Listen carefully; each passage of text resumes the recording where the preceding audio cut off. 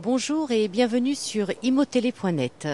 Dans le cadre de notre thématique consacrée aux tours et aux architectes, nous sommes allés sur le salon Ecobuilding Performance où nous avons rencontré Denis Valode. Je vous propose de l'écouter.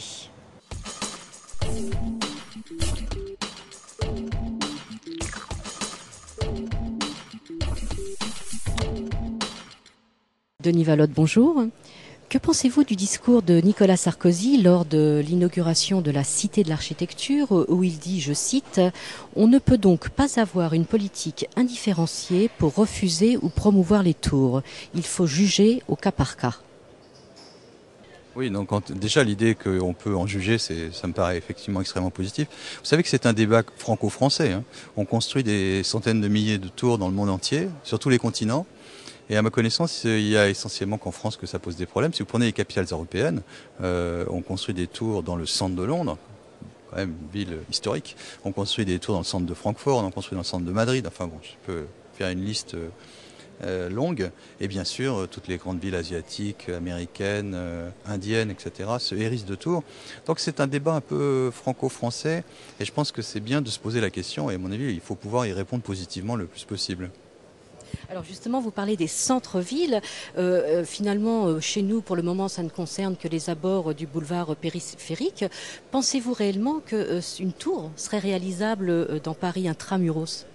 Écoutez, ce qu'on peut presque regretter, c'est que les tours qui ont été faites n'aient pas été bien faites, ça c'est sûr, et je comprends très bien que les Parisiens aient un problème avec certains quartiers, encore que, moi je suis intervenu sur le quartier Beaugrenelle, puisque je refais entièrement actuellement le centre Beaugrenelle, et j'ai eu des contacts avec les gens des tours, et j'ai pu constater à quel point ils étaient très satisfaits d'habiter là, et que vraiment, et même c'est pas très facile d'y trouver un appartement, puisque finalement il n'y en a aucun de vacant, et je crois que même les prix ont monté, à tel point les gens sont satisfaits de leur vue sur tout Paris. Bon, donc ça prouve finalement que les Français peuvent aimer les tours.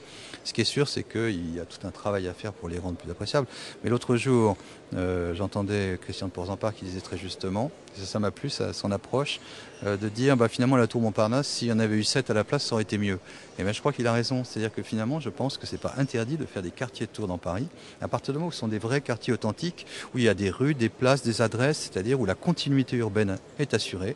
Et au fond, ça ne me pas. Prenez Francfort. Francfort, on passe naturellement en fait des quartiers historiques aux quartiers de Tours, sans même s'en rendre compte.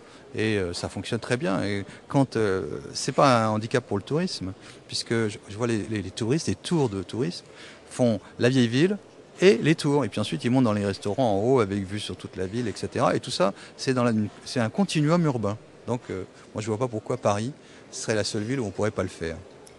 Est-ce qu'il y a par exemple des quartiers qui vous inspirent dans Paris ? Non, mais je pense que effectivement, on va pas aller construire dans les quartiers